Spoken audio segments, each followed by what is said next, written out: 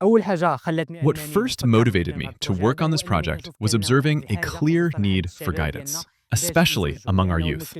In my immediate surroundings, whether it's the kids in our neighborhood or my own younger siblings at home, you can see their ideas are often misguided, simply due to a lack of experience. It's like they're living inside a box here in Morocco, with no view of the world outside.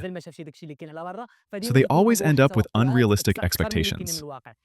This is especially crucial for teenagers between 15 and 20 years old. They're still developing their ideas and aren't fully mature yet. Their perspective is still forming. That's why it's our duty as content creators, civil society, teachers, or anyone in a position to educate. We must raise awareness and show these young people what truly exists out there. I speak from personal experience. When I was in middle school, I had this mindset of wanting to go abroad, to migrate and discover what's outside Morocco.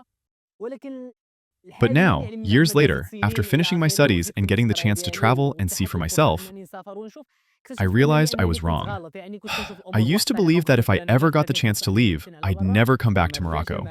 That was my belief. I was just waiting for a chance to leave the country. But, as I said, when you finish your studies and start looking for paths other than the one most people take, you look for your own legitimate path, like going abroad legally with proper documents. That way, you go with dignity and self-respect, which is far better than risking everything on an unknown and dangerous route.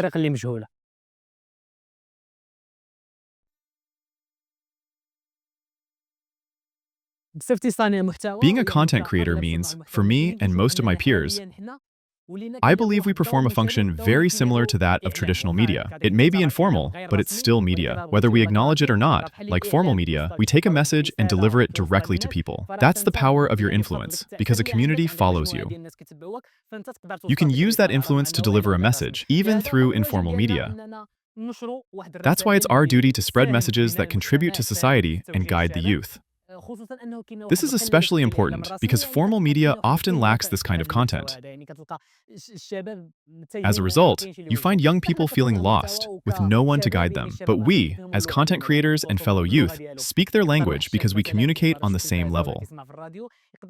For a young person, the language they hear on TV or the radio might not match their understanding level. But when you approach them as one of their own, from the same background and environment, I believe you can deliver the message in a much more effective way. As alternative media, you put in your effort. Of course, you can't change everyone. But if you can impact even a small percentage, a specific group, and actually manage to shift their opinion, convince and guide them, then I believe you've done significant work.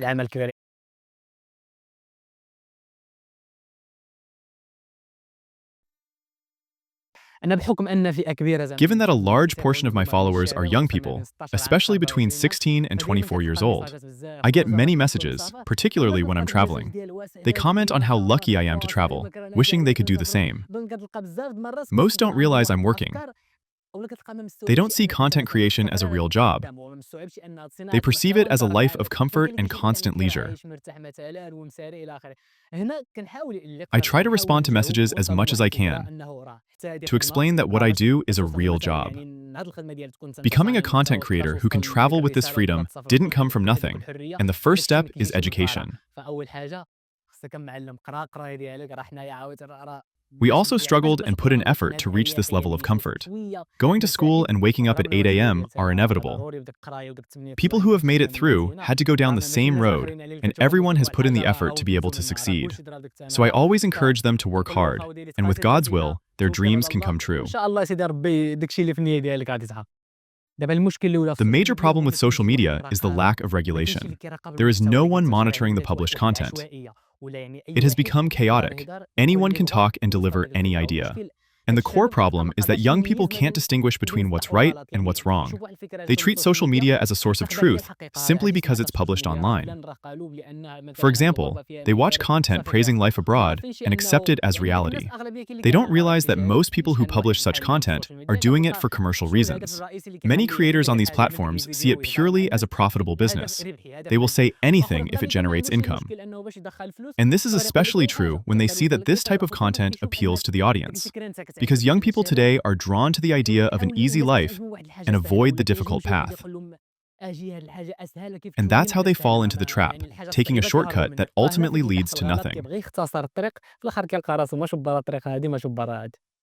Honestly, I believe Morocco, from a legal standpoint, needs a framework to monitor this content. Because as we move forward, this challenge will escalate in the coming years and will grow beyond control. And content on social media currently has no regulation. There is no regulatory structure and rules that determines who has the right to speak on certain topics.